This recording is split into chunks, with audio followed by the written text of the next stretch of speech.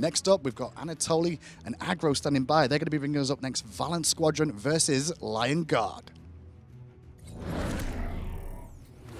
Thank you very much, Hindu. We are ready for Valance Squadron versus Lion Guard, and this is a team of top four rather, two top four teams. That is not that hard to say. Say that really 3 times fast. No, it's really not that hard. I'm just really, really bad. See, Hindu does this to you. He just makes you BM yourself. He just forces. Somebody's got to do it. I need help. It's not going to be me. Help me. I'm not Someone forcing this help issue. me. Lion Guard versus Valance Squadron. Either way, ready to get into picks and bans. Hindu, no, please.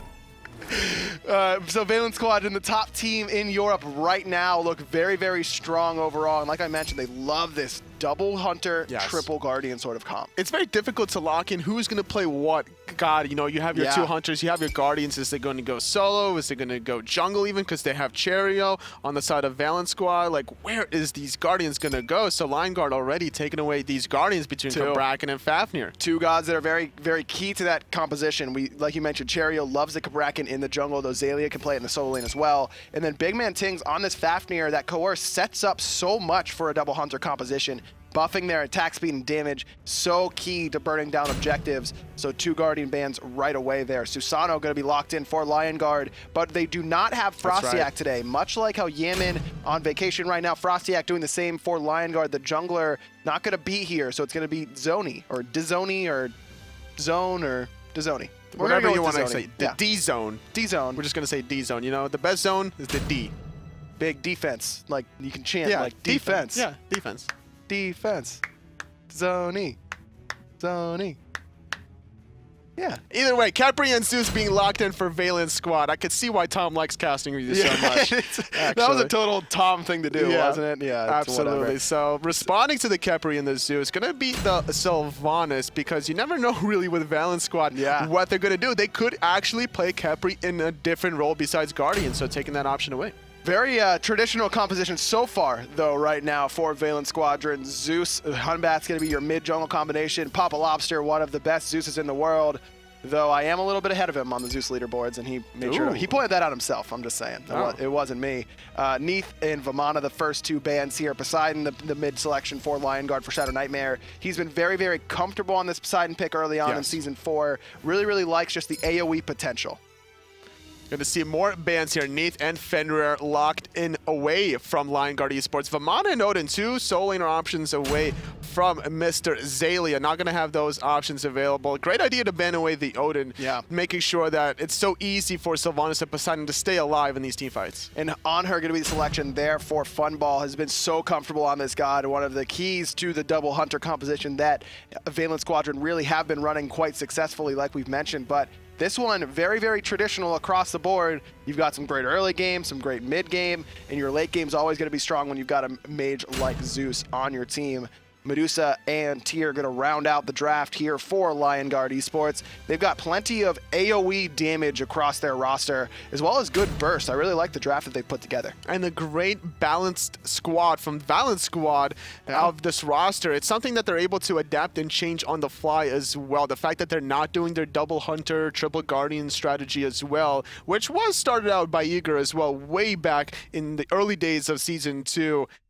It's still a great strategy to be able to switch between that kind of draft to this one, more traditional one, where you can't necessarily get banned out every single game. Yeah, and this Guardian for Xaliea in the solo lane has just been a staple for him, basically. I mean, we've talked so much about the comps that they like to run, but even when they go a little bit more traditional Valance, they've still got Xaliea on a Guardian in that solo lane. ShadowNightmare going to be there in the mid lane again, and this time going for the Bumba's Mask. We've seen ShadowNightmare has always done a couple strange things in the mid lane when it comes to builds, but he's really seemed to like this Bumba's Mask, and Papa Lob, he's right there with him. He's also got that mask ready to go, but with a mark of the Vanguard in the mid lane. It's wanting to negate a lot of the damage coming from Frezzyy. Frezzyy always plays aggressively, doesn't matter what support he is, whether he's Sylvanus or Hercules. So reducing the Wisp damage as well as the Wrath of Terror, not to mention the Whirlpool is going to tick you a couple times as well.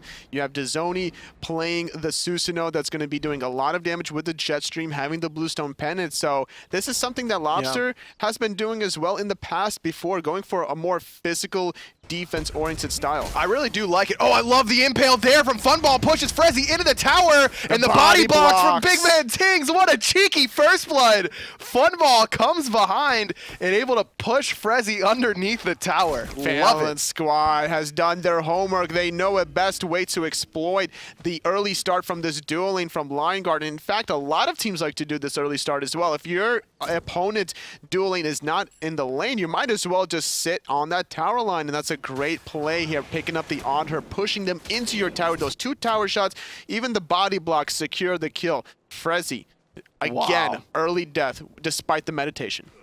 You know, Toli, you and I have both been around a long time, you a little bit longer than me, and we've seen a lot of stuff in Smite. And it's pretty rare that we see something that, you know, is like, wow, I never really thought of doing that or anything like that. That was really cool. I've thought of some early things about like level 1 plays with Ymir walls, stopping your own minions and stuff like this, but it doesn't really work out. But yeah, play like that, you could tell that Funballer is so seasoned and experienced that he knows these kinds of starts can easily be exploited. And this is what you need to do in the SPL at the top tier. You need to know your strength, and more importantly, know your opponent's weaknesses. Just playing with everything available to you in that kit. Anhur's got plenty of little idiosyncrasies like that you can really exploit, and then there's the early first blood.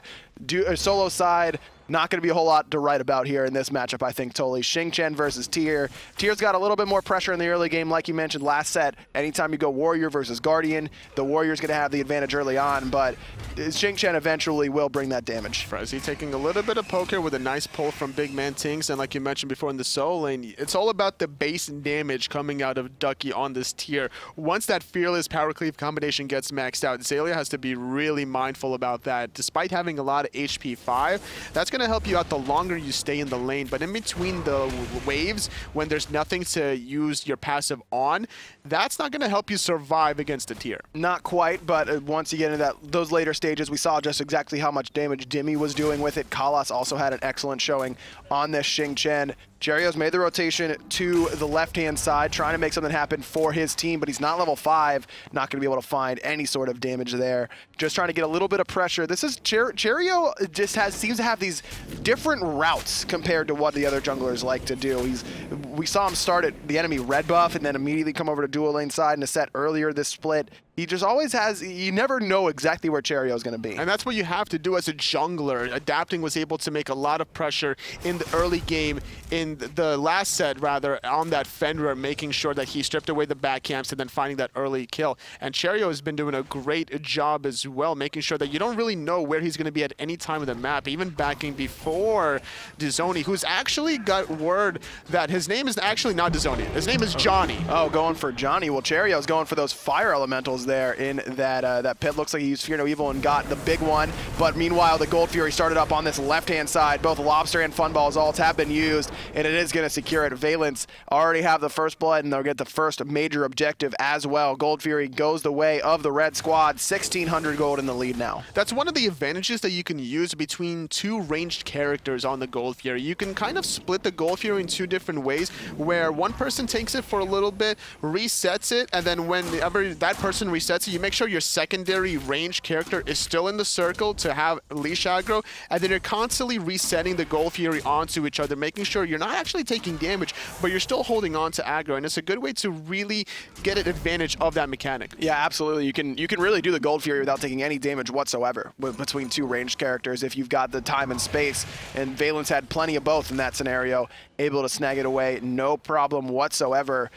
Guard, their composition is pretty good right at this stage in the game, but really around that 11 to 12 minute mark is, I think, when you'll start to see them start to be aggressive. Ooh, Ducky was thinking about his trouble there. Cherryo jumped on him, but without Fear No Evil, very difficult to really lock down this tier. He's looking for more sustain, which is why he's staying in that defensive stance. Uh-oh, BigManTingz the wrong spot. There's the Kraken. He gets the revive off, but I don't think it's going to matter. ShadowNightmare picks him up with the help of that Typhoon. It took 3 ultimates, but Guard get on the board, punishing the enemy support. Still, with those ultimates down for like another 75 seconds, Valance Squad could look for a potential play, but without much mana on the side of Lawbster. Ooh, nice use of the ultimate from FleuryQ, just making sure he clears the wave, pokes out Funballer as well a little bit, just to back in time to further progress his transcendence. FleuryQ is not looking to box anytime soon in that duo lane, I don't think, based on that play, and just using that that ultimate, like you mentioned, to back to base as quickly as possible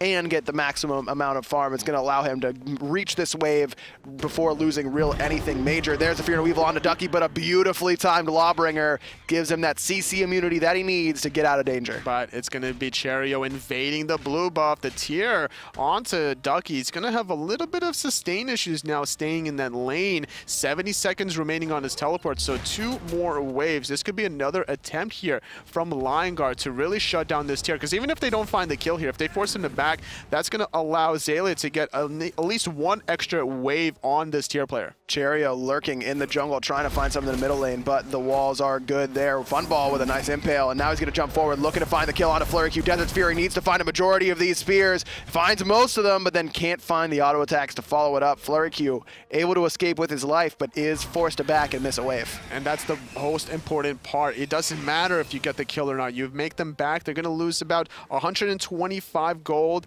total between the 3 melee minions, the 3 archers, give or take 5 gold or so. And not to mention the huge amount of experience. This is why Funballer went in. He also realized the fact that FleuryQ used his Petrified the last couple waves ago, trying to clear their wave. He's got no danger of being having that engagement turned around on top of his head there with that Petrified being on cooldown, like you mentioned. And going back to that engagement on the right-hand side where we see Cherryo use Fear No Evil and Ducky gets out alive, but they steal away his blue buff. That's what the pro thinking process is so in-depth that really is intentional, right, Tolly? I mean, they're saying we either kill him here or we get his blue buff. You force them into an impossible decision where you get something either way. The chain CC is just too much here between the knockup from Xaliea on the Xing as well as the Fear No Evil. So you have to use that CC immunity. And the offensive mind here from Valance Squad is you have to be looking for these small plays to get an advantage. Uh-oh, pluck on a Lawbster directly into the Kraken. A lot of damage returned onto him thanks to that meditation, but he's going to need this Scarab's Blessing. It's popped and he's in safe for now, and a great dash away from Tingz. Gets him out of Frezzy's ultimate. Ducky's here and immediately gets impaled after the Fear No Evil. Funball able to pick up the enemy solo laner. Jumping onto Frezzyy is Cherryo, slowing him down. Meditation not going to keep him alive this time. Johnny's going to dash away on the left. Cherryo is not done yet. He has the speed buff. FleuryQ making the rotation, but he could get caught out here. Nice little dash away. And yet again, the rotation from Funballer, finding the second impale under his own tower. FleuryQ's in a lot of trouble here. Petrified gets a good slow, but not enough damage, I don't think, as BigManTingz finds the abduct immediately into that impale. FleuryQ holds his purification beads there. Love that decision from him. Sometimes you just got to hold that L and know when you're dead, and he was certainly dead in that scenario. Those 3 kills from Valance Squad was all credited due to the fact that the tankiness here from Lawbster with that Mark of the Vanguard, not to mention obviously the revival from BigManTingz, and not only the revival, but the abduct into the own tier 1 tower, making sure Lawbster was safe, and then having that turnaround fight completely in Valance Squad's favor with Funballer's rotation. Huge play there from BigManTingz, and then you got to give credit to Cherryo as well, completely separating all of Guard with that Fear No Evil, which we have seen just be so impactful early on here in the season. Batz has always been a favored pick in Europe, but now possibly more than ever, really making an impact in the jungle. And of course, Funball just cleans it up and makes the highlight reel play, because that's what Funball likes to do. He's always, and then while he does it, he's also making the fingers and the tongue motion that you were talking about. Yeah, that's what he does. You know, he just like, you guys know what I'm talking about. He likes to hang 10. Yeah. Yeah, that's exactly what it is. Or like just hang 10. We were always told it was the sign of the buffalo in school. That was like the be quiet. The teachers would throw up that little signal. Okay. That's how I know it. The more you know. There you go. FleuryQ, though. He's got such a big lead here in this duo lane, doesn't he? I mean, level 11 to level 9. He's finished off his Transcendence. FleuryQ still only has that charged Morningstar waiting to start getting his stacks online. And Funball, he's got 15. And look, I mean, it's 2v4, and Valance, they're backing up, but they don't look scared of a fight. Not at all. They couldn't really find the right angle to approach Funballer there. He still had his jump available. He had his Desert Fury. The Purification Beads was very difficult to really lock down an Anhur player, as well, considering the fact that he can use his kit offensively and defensively. BigManTingz trying to find out Frezzyy in the jungle, but it's the Susano forced to use his Purification. Frezzyy plucked back in the middle of the entire team from Valance Squadron. Meditation not going to save his life, but Lawbster able to find the kill. Finally, Funball falls. His first death of the game. Susano able to pick him up. Cherryo still boxing here in the jungle, trying to bait someone into that chain lightning damage. Lawbster doing quite a bit, but it's BigManTingz who's in trouble. He's going to get body blocked completely by everybody from Guard, finding these 2 kills, only losing forcing Frezzyy in return. It's a great job. The Whirlpool doesn't really connect. The Furious Roar is taking on to ShadowNightmare. One more tick was needed, but couldn't quite do the damage. ShadowNightmare going back to base saying, I knew I was safe. Calculated. No problem at all. Not even close. Gonna be barely escaping that one. His, you know what, it's a little clenched there. We're still working on that Gem of Isolation, making sure that he still has the farm available. It was really nice for him to survive there. He needs to get that farm to get that power spike play, because the fact that Lawbster, he sacrificed a lot of damage here going for this early style build between Mark of the Vanguard, Bumba's Mask, Dynasty Plate Helmet. These are all very cost-effective items, but heading into the mid-game here, once that Gem of Isolation is complete from ShadowNightmare, he's going to be making a bigger impact than Lawbster in the offensive category. And I expect the Lawbster may even go for a Wing Blade here. That's been a pretty common Zeus build overall. The pluck is perfect from Frezzyy. Immediately into the knock-up Lawbster. He's in a lot of trouble. Great meditation though for BigManTingz. They're turning it around onto Lion Guard. Susano very, very low. He's gonna fall to the Furious Roar. Xaliea picks him up. Frezzyy fell as well. ShadowNightmare, nowhere for him to go. Nice crack and gonna return a little bit of damage, but it's not gonna matter. 3 for 0 will look to be a great play from Lion Guard. Valance turns around. The tanky Zeus stays alive yet again. BigManTingz didn't even have his ultimate to keep up the Zeus, but he had the meditation, which was so important here. Go Fear being started yet again from Valance Squad. They found the first one. Second one's going to go for free. And now they're going to have a very comfortable lead here, about almost 5,000 gold. Yeah, Valance looking like the #1 team in Europe, and they've certainly done so far this entire split. They're sitting at, they've gotten 2 2-0 victories and 1 split as well, sitting at 7 points. Right on top there, I believe tied with Team Dignitas as a top card in Europe. Like we mentioned, Lion Guard right there in the top 4 as well. They've had a pretty good early start to the spring split, but they don't have their jungler, Frostiak, and that's a big deal. Losing your hunter is bad, or your mid laner, I'm sorry, in Energy's case, they have to move Abolito over to the mid lane. So not having your mid laner is pretty bad for a split, but not having your jungler is very difficult to work with. A role that dictates the early pace of the game, make sure that everybody else is not going to fall too far behind. It's the staple in terms of the Smite competitive scene. But either way, though, Dzoni has still been looking for the plays here. It's not necessarily... I wouldn't be looking necessarily at the Susano player here and like, oh, okay, well, they have a substitute, you know, it's not the same, but it's more about the communication and the synergy and how you really try to look for the plays happen. Dzoni has been making them happen, but the fact that Valance Squad has been doing more counter plays that's been shutting down Lion Guard completely. Portal Demon is started up here by Guard Esports, and the Kraken is going to be there to secure it over top of the damage from BigManTingz, which is pretty negligible. The pluck back onto Ducky, who has to Lawbringer away immediately. Cherryo, there's the blink, there's the Fear No Evil. Ducky, nowhere to go. He's still alive until Funball is able to pick him up on his rotation. Knocked up there. Frezzyy trying to get some damage off. Great Petrify from FleuryQ, but the Lightning Storm from Lawbster is better. He picks up the enemy mid laners. Cherryo is able to put Frezzyy into the dirt for his 5th death in just 13 minutes. Valance again just taking the team fights, and it's just the AoE damage. Lion Guard, no shell, no sort of way to mitigate all the damage that Valance is putting out. Using the Kraken for the Portal Demon triggered Valance Squad to force that team fight, winning it so convincingly, losing nobody,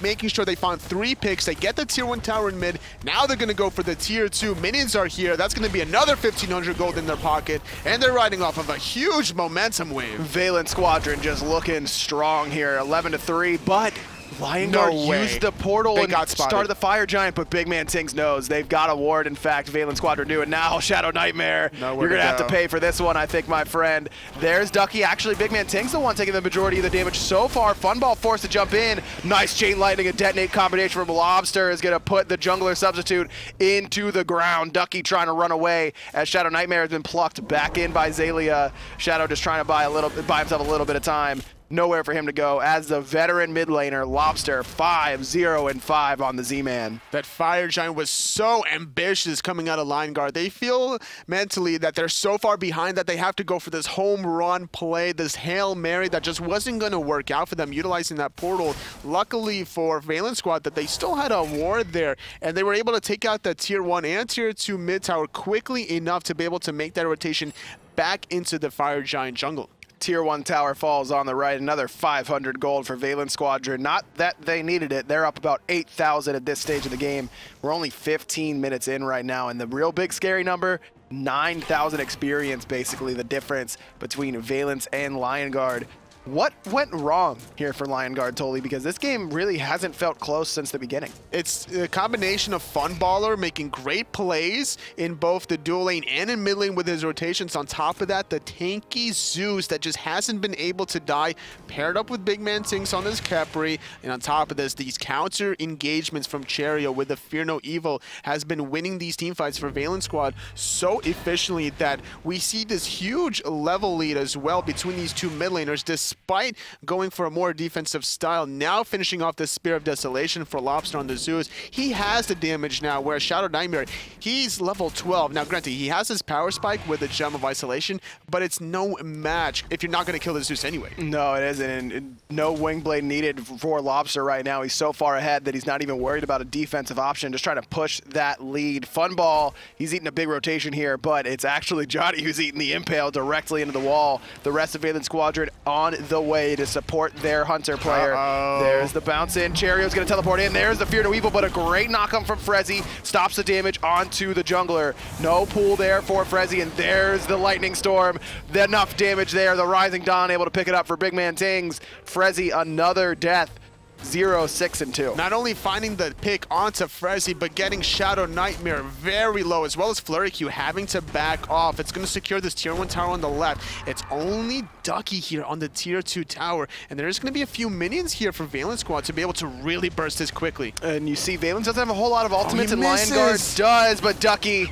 He missed the blink. Fearless getting picked off, and now we see FleuryQ with the Petrify trying to hold his Tier 2 tower for a little bit longer. Zale is going to force out the beads from the Medusa Hunter, and just like that, finding another pick, another objective under the Tier 2 tower. Valance Squad extend their lead beyond 10,000. And Valance, they're looking to do the Gold Fury as well. Oh no, they want everyone to come in, but there is a ward on that Gold Fury for Lion Guard, so they know it isn't being done by Valance. Frezzyy has returned. BigManTingz still has that Scarab's Blessing, could really revive someone. Their Lion Guard need to use get a good Kraken here. ShadowNightmare has it. He's looking for it.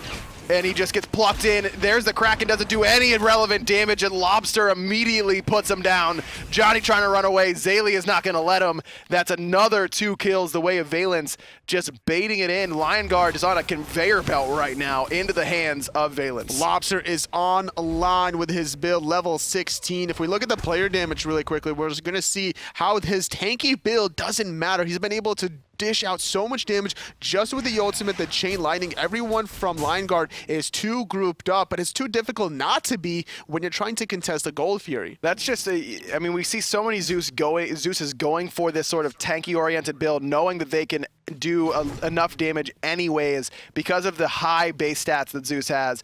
Excellent just build orientation there from Lawbster.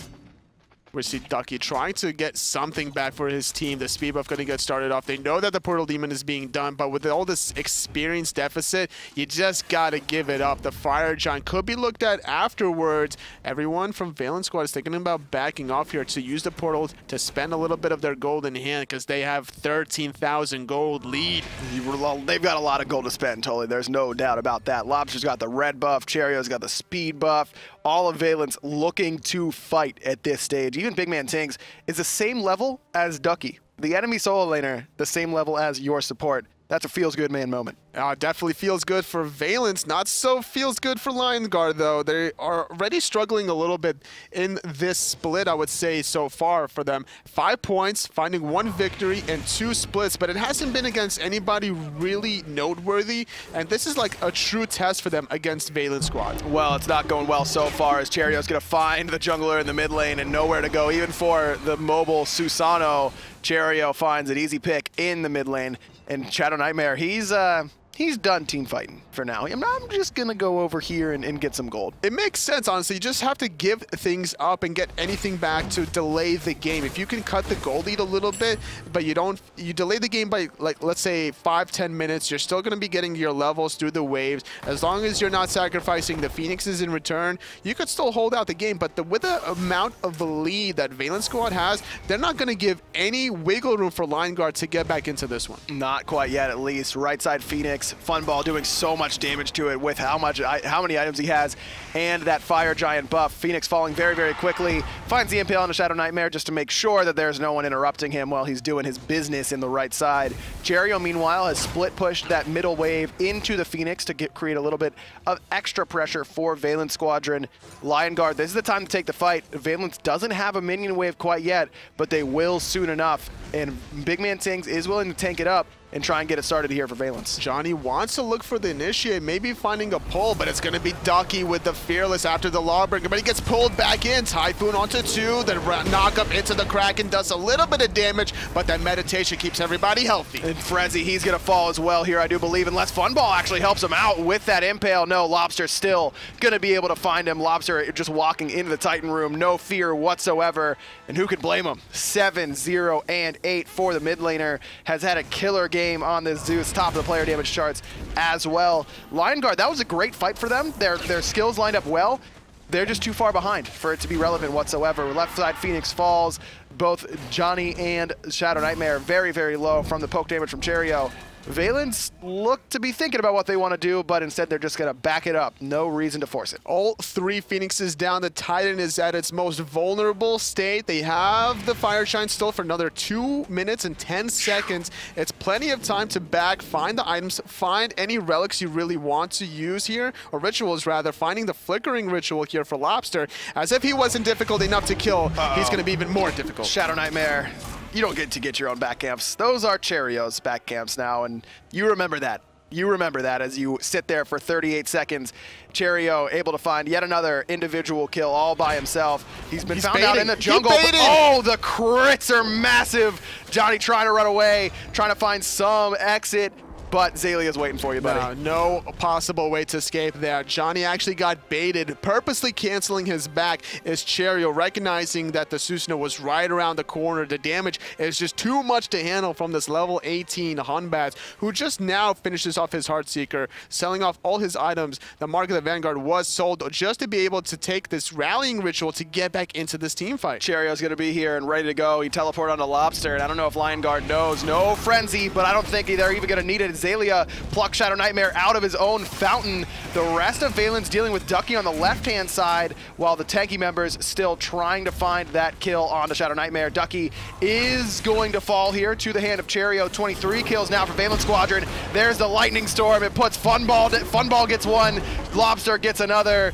Valance, they want the kills. They're just farming damage. They just want the kills. 25-3 for Valance Squad. Great performance, winning the game in 23 minutes against Guard Esports. Now, granted, they did have a substitute in the jungle role, but honestly, I'm looking more about the positives from Valance Squad than having that one substitute for Guard. And you've got no shortage of positives to look at for Valance Squad. Not only does Funball have another unbelievable game, I mean, if you guys don't believe that Funball is one of the best ADCs in the world right now, you're not watching the games we're watching, because he has been absolutely killing it. Lawbster is returning to form as one of the best mid laners, not only in Europe, but in the world as well. And BigManTingz has been the one that's really, really impressed me as far as how much he's grown as a player and how good he looks on this team. Just overall cohesion on the side of Valance Squad, making sure that everything was working the way it needed, so all the cogs were turning and heading